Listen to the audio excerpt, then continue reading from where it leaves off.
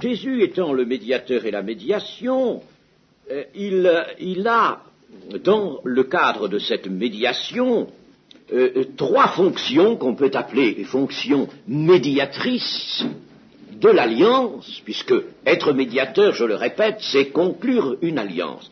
Eh bien, il a trois fonctions médiatrices qui sont très faciles à dégager. Ce sont les fonctions de prophète, de souverain sacrificateur et de roi. Ces fonctions existaient en Israël, mais pourquoi existaient-elles dans le peuple d'Israël? Pour être préparés afin de revenir au Messie quand il viendrait pour les saisir toutes les trois. Voyons maintenant Jésus-Christ comme prophète. Nous allons parcourir quelques textes. D'abord, prenons l'évangile de Matthieu. Alors, Jésus-Christ, n'est-ce pas, vu comme le prophète. Nous ne pouvons pas dire un prophète, nous disons le prophète par excellence. Matthieu 7, 28. Après que Jésus eut achevé ses discours, la foule fut frappée de sa doctrine, car il enseignait comme ayant autorité et non pas comme leurs scribes. Nous verrons tout à l'heure ce que l'on peut retirer de cette affirmation, non pas comme leurs scribes. Il enseignait comme ayant autorité, une autorité que l'on ne connaissait pas, et qui se révèle dans les discours du Seigneur. Chapitre 13, versets 53 et 54. Lorsque Jésus eut achevé ses paraboles, il partit de là. S'étant rendu dans sa patrie, il enseignait dans la synagogue, de sorte que ceux qui l'entendirent étaient étonnés et disaient « D'où lui viennent cette sagesse et ces miracles? N'est-ce pas le fils du charpentier? N'est-ce pas Marie qui est sa mère? Jacques, Joseph, Simon et Jude, ne sont-ils pas ses frères? Et ses sœurs, ne sont-elles pas toutes parmi nous? D'où lui viennent donc toutes ces choses? Et il était pour eux une occasion de chute. Mais Jésus leur dit, un prophète n'est méprisé que dans sa patrie et dans sa maison, et il ne fit pas beaucoup de miracles dans ce lieu à cause de leur incrédulité. Nous voyons encore ici l'étonnement, un étonnement tel qu'il devient une occasion de chute pour ceux qui ne peuvent pas apporter la foi nécessaire à cette acceptation du surnaturel. Alors, ils raisonnent, ils tombent dans le raisonnement, et naturellement, c'est pour eux une occasion de chute. Mais nous voyons qu'ici, dans ce passage, Jésus se désigne lui-même comme un prophète. Prophète. Il s'accorde ici la qualité de prophète. Nous allons maintenant dans Jean, chapitre 7 et verset 45. Ainsi les huissiers retournèrent vers les principaux sacrificateurs et les pharisiens, et ceux-ci leur dirent, « Pourquoi ne l'avez-vous pas amené ?» Les huissiers répondirent, « Jamais homme n'a parlé comme cet homme. Jamais homme n'a parlé comme cet homme. » Nous retiendrons particulièrement cette déclaration. Et puis, au chapitre 8, chapitre suivant, verset 28, Jésus donc leur dit, « Quand vous aurez élevé le Fils de l'homme, alors vous connaîtrez ce que je suis, et que je ne fais rien de moi-même, mais que je parle selon ce que le Père m'a enseigné. » Je parle, Jésus parle selon ce que le Père lui a enseigné. Et enfin, nous irons à l'Épître aux Hébreux, au début de l'Épître aux Hébreux, chapitre 1er, versets 1 et 2. Après avoir autrefois, à plusieurs reprises et de plusieurs manières, parlé à nos pères par les prophètes, Dieu, dans ces derniers temps, nous a parlé par le Fils, qu'il a établi héritier de toutes choses, par lequel il a aussi créé le monde. Dieu a parlé par le Fils. après avoir parlé par les prophètes. Jésus a rempli la qualité, la fonction, je veux dire, de prophète. Cela est un aspect de sa personne et de son œuvre. Un aspect seulement, bien entendu, il n'est pas que prophète. Nous avons dit que c'était l'une des trois fonctions médiatrices de l'Alliance. La parole de Dieu faite chair a en effet trois grandes choses à faire. D'abord, à se révéler par la parole. Alors ça, c'est Jésus dans sa fonction de prophète. Puis, elle a à offrir, à apporter le sacrifice rédempteur. Alors là, c'est Jésus en tant que souverain sacrificateur. Puis, il lui faut rassembler pour le royaume de Dieu, montrer, manifester le royaume de Dieu qui est le but. Alors là, c'est Jésus dans sa fonction de roi. Vous savez que lorsqu'il avait gardé 3 de ses apôtres pour leur montrer la venue du royaume de Dieu, il s'était montré, lui, en son jour, lui, dans son avènement. Ça a été la transfiguration sur la montagne. Donc, le royaume de Dieu, c'est quelque chose, n'est-ce pas, qui nous montre Jésus comme roi. Jésus ne peut pas n'être que prophète. Il ne peut pas n'être que victime, et il ne peut pas n'être que roi, parce que s'il n'était que roi, la condamnation subsisterait, il n'y aurait personne à rassembler pour constituer un royaume. Par conséquent, son œuvre est une plénitude de ses fonctions, prophète, souverain sacrificateur et roi. Un prophète, qu'est-ce donc qu'un prophète? C'est un homme qui parle pour Dieu et qui est le témoin de la vérité. Il fait entendre Dieu. Son être, sa vie, son existence, dans le moment, bien entendu, n'est-ce pas, où Dieu se sert de lui, eh bien, son existence, sa parole sont saisies par Dieu et Dieu s'exprime par lui. En plus de cela, dans sa fonction de prophète, Jésus est le révélateur de Dieu, donc il est un prophète par excellence.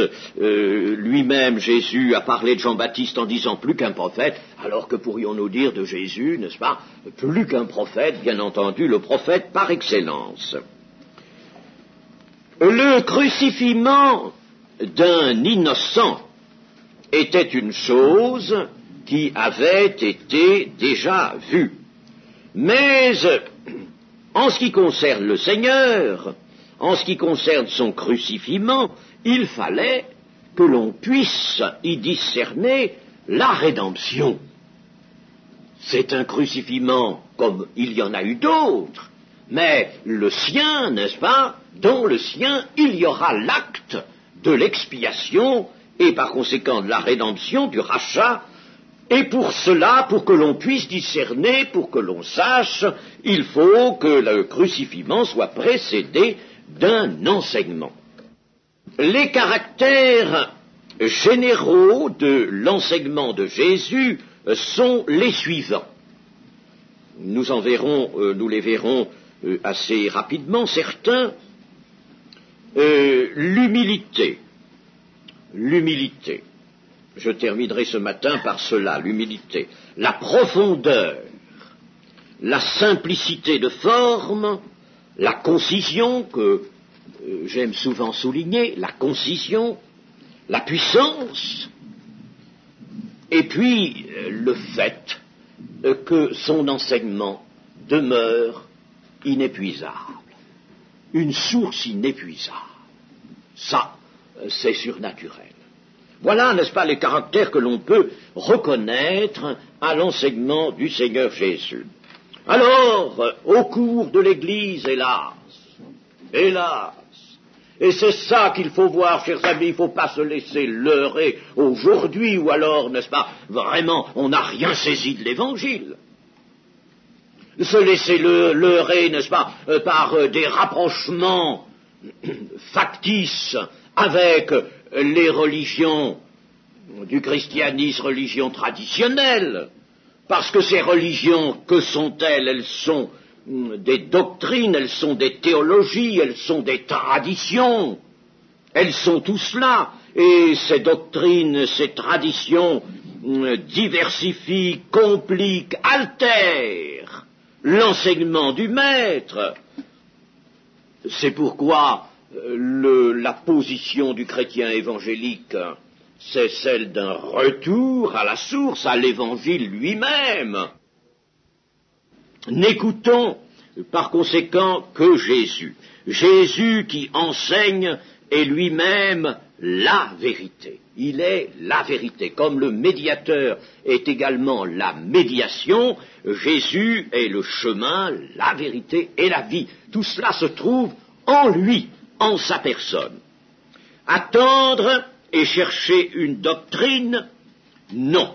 Chercher Jésus-Christ lui-même, là sera le contact avec la vérité. Chercher Jésus-Christ lui-même. Mais prenons garde à quelque chose. Nous voyons bien du trouble en notre temps. On nous dit que beaucoup de membres des formes traditionnelles du christianisme, que ce soit le catholicisme, le protestantisme ou autres aspects, on nous dit que beaucoup de gens sont baptisés dans le Saint-Esprit et l'on nous donne à considérer notamment qu'ils sont attirés vers Jésus-Christ. Jésus-Christ les attire.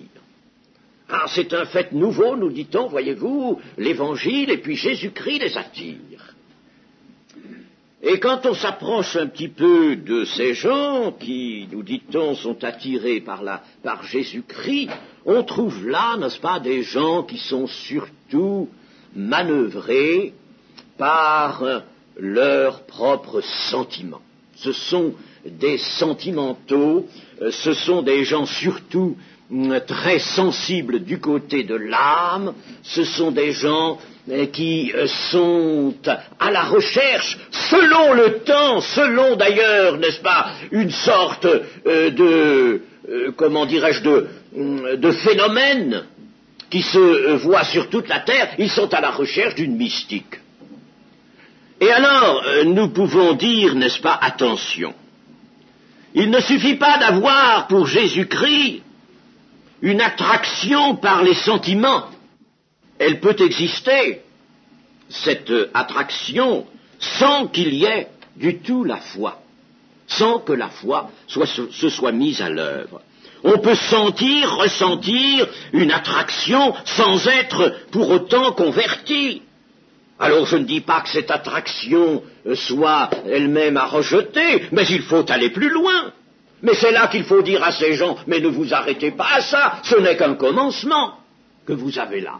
Ah, il faut que vous considériez la parole de Jésus-Christ si vous êtes attiré vers lui. Considérez sa parole, découvrez-le, lui, entièrement, pleinement, allez à lui. Et pour cela, abandonnez toutes les chaînes, abandonnez vos chaînes, abandonnez jusqu'aux liens les plus légitimes même, qui pourraient vous unir encore, ou vous retenir du côté de votre famille.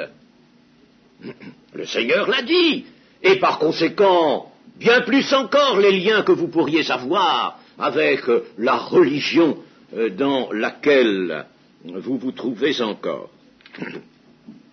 L'enseignement de Jésus-Christ a pour objet la personne même de celui qui parle, puis pour objet le sacrifice, ce baptême duquel il faut, disait Jésus, que je sois baptisé, la coupe qu'il fallait qu'il boive, la résurrection qui est en vue, le lien avec le Père, et qui est ce lien qui est le sien, mais qui va être transmis aux disciples, et puis le royaume de Dieu, tout entier contenu dans la personne même de celui qui parle, de Jésus. Si bien que le christianisme vrai est une personne, et je le redis encore après bien des fois, le salut est dans une personne. La Bible nous présente la personne du Christ et nous livre son enseignement.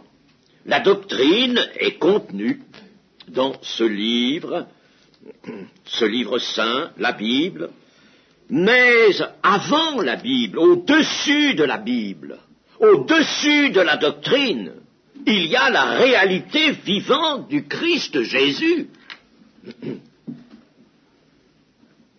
Nous ne sommes pas des bibliolâtres. Il faut faire attention à ça aussi. Il y a des gens qui le sont devenus, n'est-ce pas? La Bible, c'est tout juste, n'est-ce pas?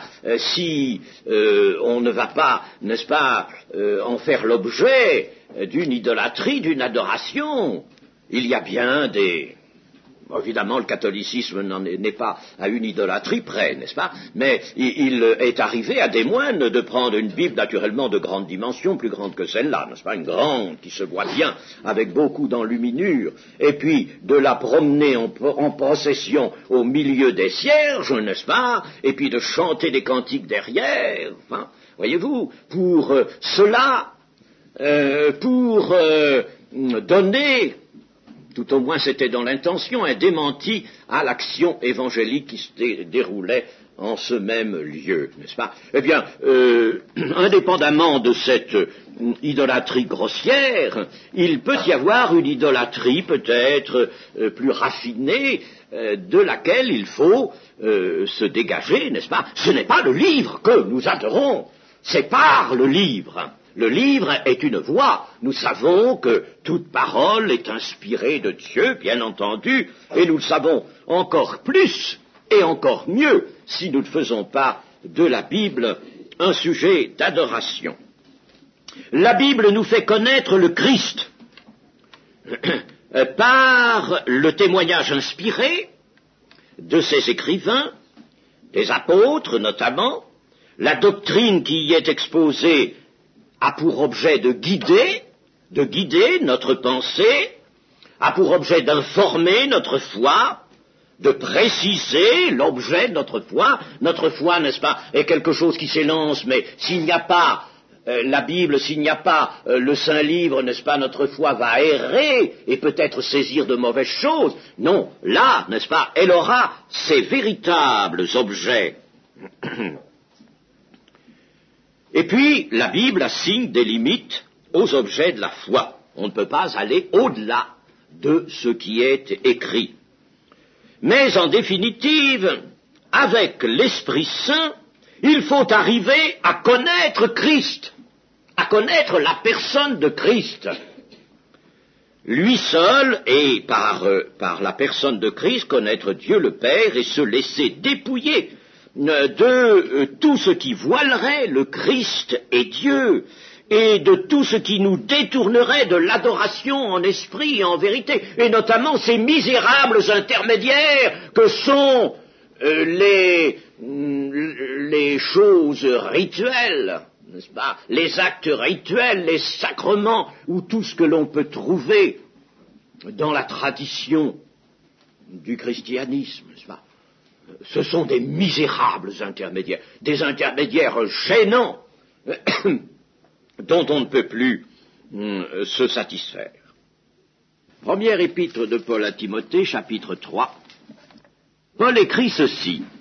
« Je t'écris ces choses avec l'espérance d'aller bientôt vers toi, mais afin que tu saches, si je tarde, comment il faut se conduire dans la maison de Dieu, qui est l'Église du Dieu vivant, la colonne et l'appui de la vérité, et sans contredit, le mystère de la piété est grand, celui qui a été manifesté en chair, justifié par l'Esprit, vu des anges, prêché aux païens, aux gentils ou aux païens, cru dans le monde, élevé dans la gloire, voilà le mystère de la piété. Le mystère de la piété est grand. Il ne s'agit pas de rester sur un écrit, il ne s'agit pas de rester sur une pensée que l'intelligence humaine va considérer, étendre et sur laquelle elle va discuter. Il s'agit d'aller au mystère de la piété et qui est quoi? Celui qui a été manifesté en chair, justifié par l'esprit, vu des anges, prêché aux gentils, cru dans le monde, élevé dans la gloire. Où allons-nous apprendre à vivre la justice? Où allons-nous reconnaître la sainteté et apprendre aussi à la désirer? Où trouverons-nous la puissance de la prière et de la foi? En la personne du Christ, regardé, contemplé, aimé et suivi. Voilà ce que nous avons à faire. N'est-ce pas? C'est clair. Autrement, c'est l'errance. En la personne de Jésus-Christ, regardez, contemplez, aimez, suivi. C'est pourquoi l'Épître aux Hébreux nous dit « Portez vos regards sur lui, le chef et le consommateur de la foi. Ne vous laissez pas égarer. La doctrine est quelque chose qui vous a mené vers lui, qui vous mènera plus près de lui, qui guidera les pensées de votre cœur, qui vous permettra de mieux comprendre votre marche nouvelle, dans la vie nouvelle. Mais le but, c'est d'aller à lui, de s'approcher de lui, de le considérer, de le contempler. Comment le chrétien pourra-t-il donc sanctifier sa vie?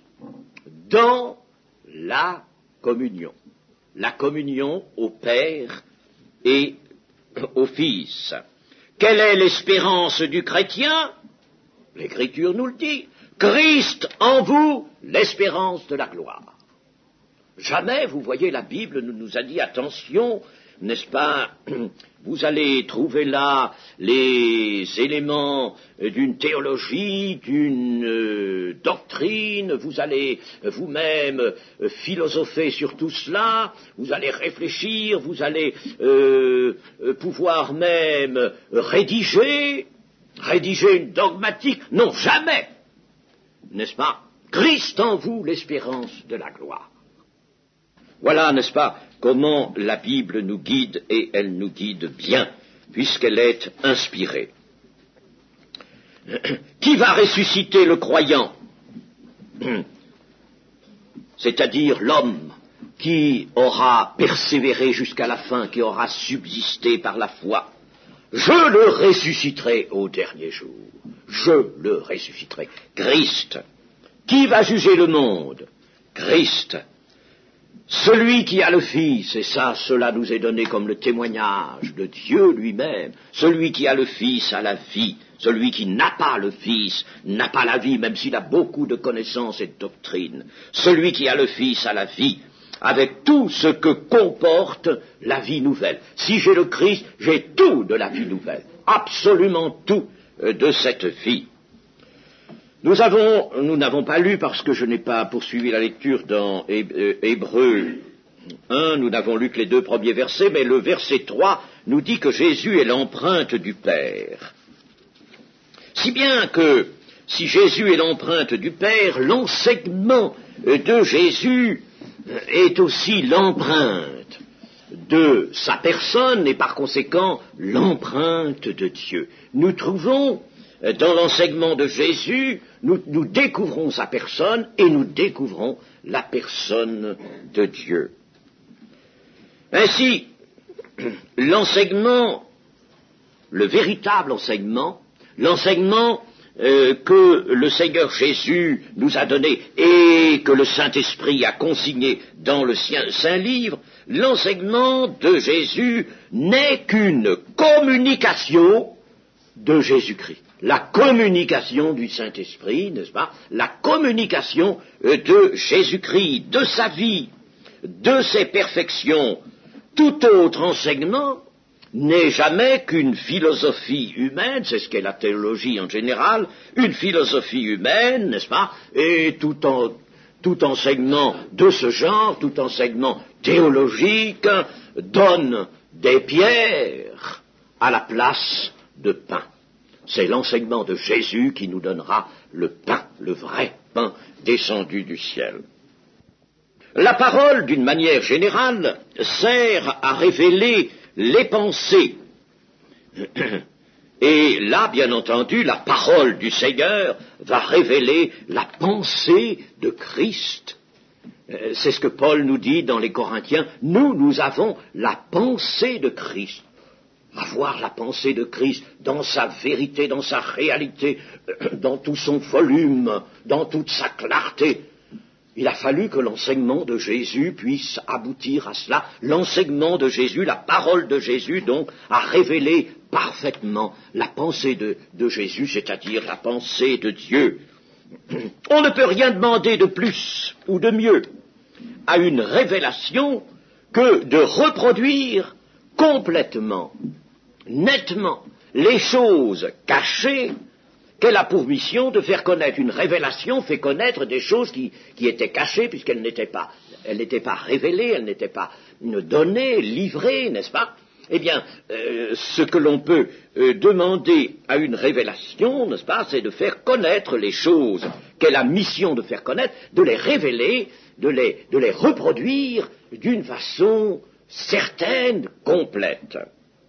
Eh bien, Christ, par sa parole, révèle parfaitement les choses cachées. Sa parole est la reproduction fidèle de son être, de sa pensée, qui est celle du Père, si bien que sa parole est parfaite. Sa parole est la vérité, et lui-même, il est dans sa parole. Et c'est tout cela que le Seigneur Jésus exprime en disant ceci: ils ne sont pas du monde comme moi je ne suis pas du monde. Sanctifie-les par ta vérité, ta parole est la vérité. Ta parole, c'est la parole que Christ nous a donnée, mais elle est la parole de Dieu.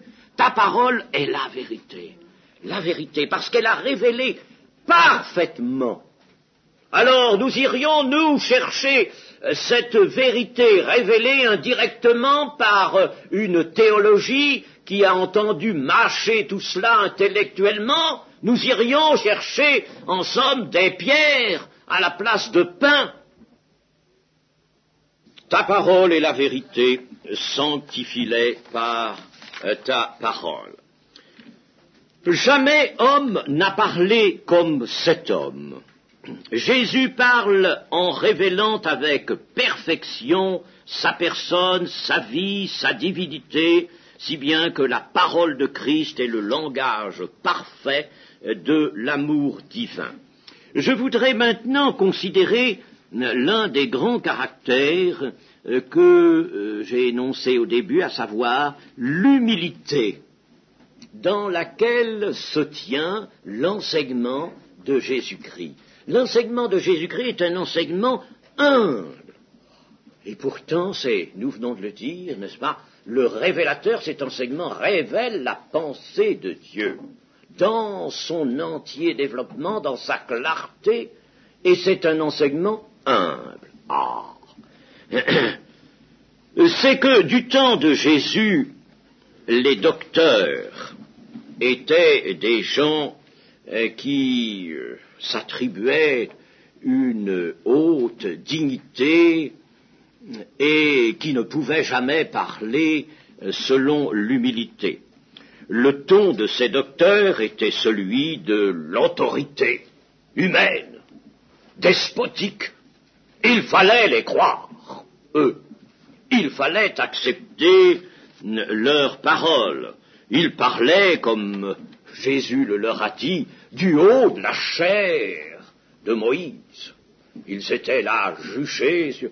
Notez que Moïse n'a jamais eu de chair, mais enfin, n'est-ce pas, la chair de Moïse, c'est-à-dire, n'est-ce pas, tout ce qu'on pouvait tirer de la loi, du Pentateuque. Alors, de cela, n'est-ce pas, ils avaient fait un enseignement auquel toutes sortes de principes traditionnels, de préceptes étaient joints, et ils enseignaient tout cela du haut de la chair de Moïse, parce qu'ils avaient mis Moïse très haut comme le grand docteur d'Israël. Et ils imposaient quoi? Avec leur autorité, ils imposaient leurs interprétations, se posant en fidèles gardiens de la foi.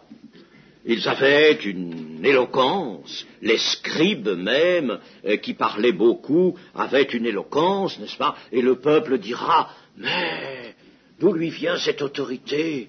Il parle autrement que les scribes, il parle tout autrement que les scribes. Ah, c'est autre chose. Les scribes, c'était l'éloquence qui avait à son service toute une préparation, toute une expérience. Leur éloquence était d'ailleurs moulée dans les formes consacrées. Elle était bien entendu artificielle. Comment aurait-elle été humble?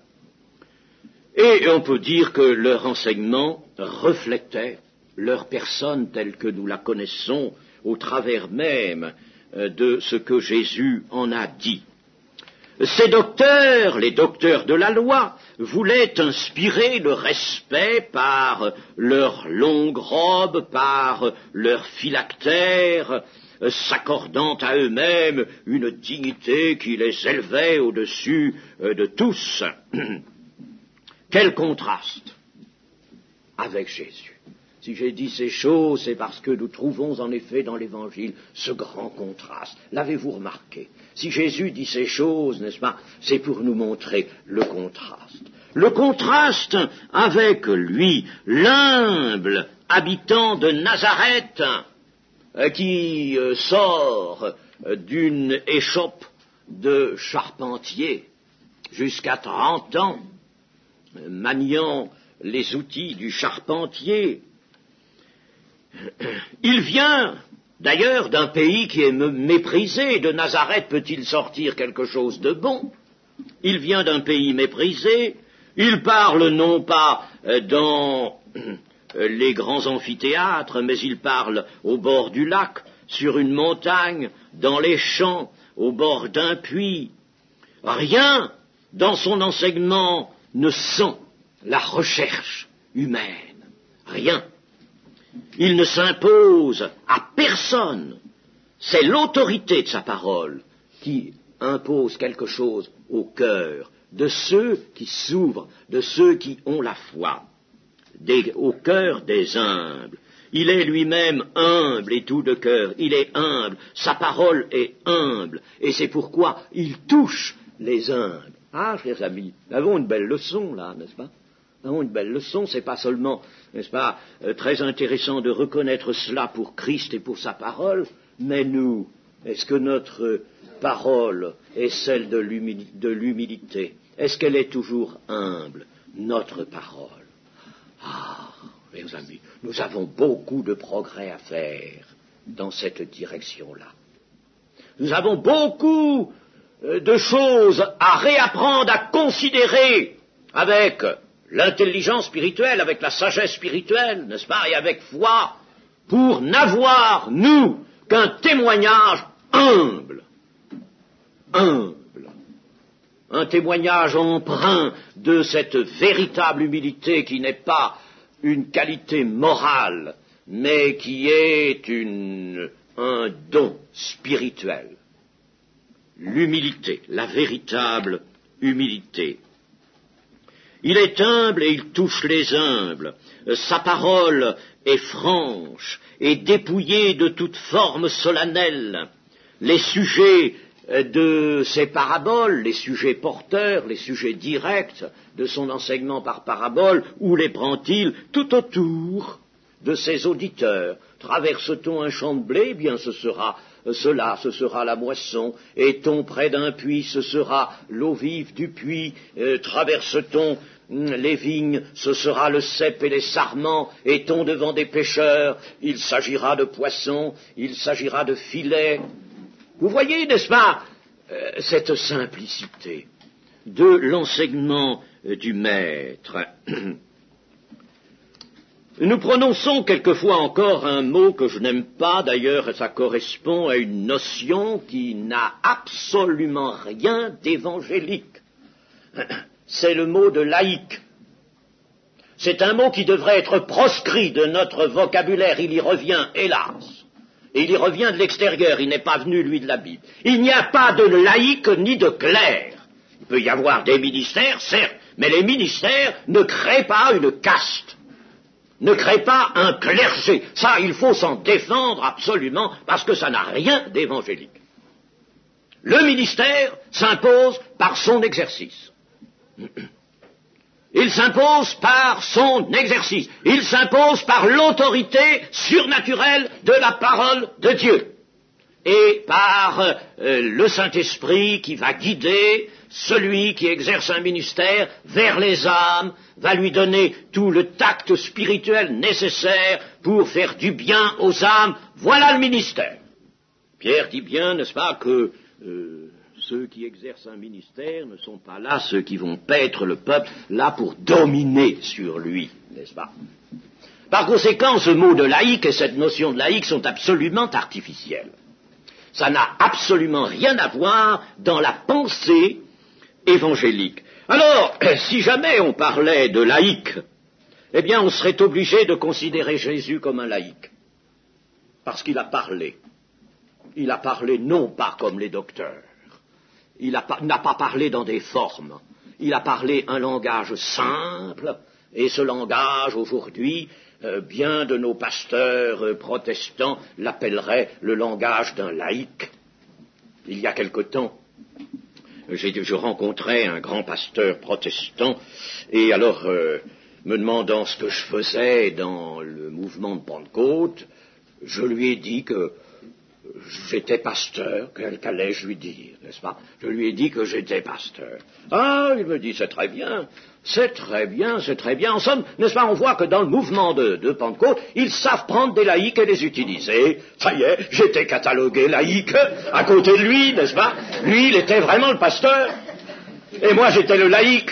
Mais ça ne me gêne pas, n'est-ce pas? Ça ne me gêne pas du tout d'être le laïc. Parce que le Seigneur Jésus l'a été avant nous, n'est-ce pas? Et je veux bien être un laïc, comme l'a été le Seigneur Jésus-Christ lui-même. Il avait la parole simple, rien de doctoral, rien de convenu. Il parle comme un ami, il parle avec l'amour tendre et réel de celui qu'il révèle, Dieu le Père, ni forme, ni éclat, ni élégance de style. Il y a justesse de style, mais il n'y a pas élégance de style. Il y a simplicité, il y a vérité. Et là est véritablement la perfection. N'est-il pas le prophète par excellence, c'est-à-dire l'organe de l'éternelle vérité, la révélation? Il apporte la révélation étant l'organe de l'éternelle vérité. Son enseignement n'a besoin d'aucune forme étrangère pour triompher. La seule force de l'Esprit de Dieu est là. Je dirais qu'elle suffit. Le mot est lui-même pas très bien à sa place, mais disons que la force de l'Esprit de Dieu, elle a là toute liberté pour se manifester, car elle n'est pas entravée, gênée par les conventions du langage humain. La vérité de Dieu ne se déguise pas. Elle ne se déguise pas, elle s'exprime sans se déguiser. Elle n'a pas besoin de l'éloquence, elle n'a pas besoin de la rhétorique. Et j'aimerais vous rappeler ce que Paul, qui avait senti ces choses, et Paul, s'il vous plaît, était un grand docteur, eh bien, il avait senti ces choses.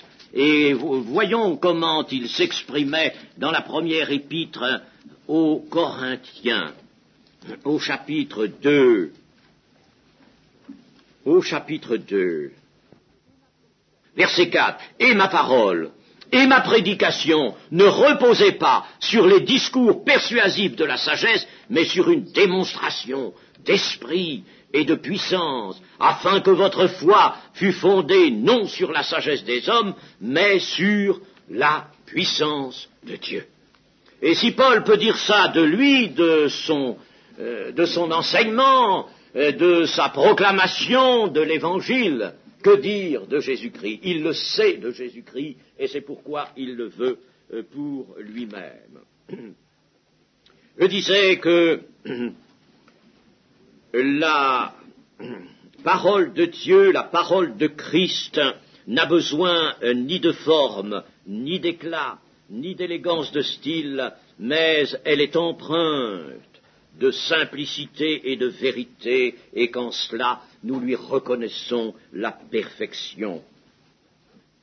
La seule force de l'Esprit de Dieu, la seule intervention de l'Esprit de Dieu suffit, c'est elle qu'il faut laisser agir à travers l'homme que Dieu a choisi pour exercer un ministère, et c'est ce que Christ nous montre excellemment comme exemple.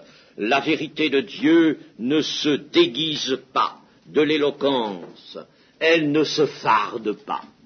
La parole des hommes, souvent, et ceux qui parlent à des foules, est une parole maquillée, fardée. Il ne peut pas en être de même de la parole de Christ. Elle est une parole qui ne fascine pas par une beauté empruntée à la terre, car il faut bien reconnaître que certains discours sont intellectuellement agréables. Enfin, ce sont des discours qui fascinent, et vous savez qu'il y a des hommes qui ont véritablement une puissance de fascination dans la parole. C'est comme ça que les grands tribuns réussissent souvent, n'est-ce pas, une fascination, rien de tel dans le Seigneur Jésus et dans sa parole. Sa parole est pure et elle brille de son immortelle beauté, on pourrait dire de sa beauté native. Elle naît dans la beauté, elle se perpétue dans la beauté. Nous l'avons si nous voulons laisser le Saint-Esprit visiter nos cœurs, le Saint-Esprit se rendre maître de nos cœurs. Nous retrouverons, nous, dans la Bible, dans les évangiles, cet enseignement de Jésus qui a été là consigné par les témoignages des apôtres et des écrivains sacrés. Nous retrouverons cette immortelle beauté de la parole du Seigneur. Nous y retrouverons la puissance de Dieu qui se plaît dans la simplicité et l'humilité. Amen.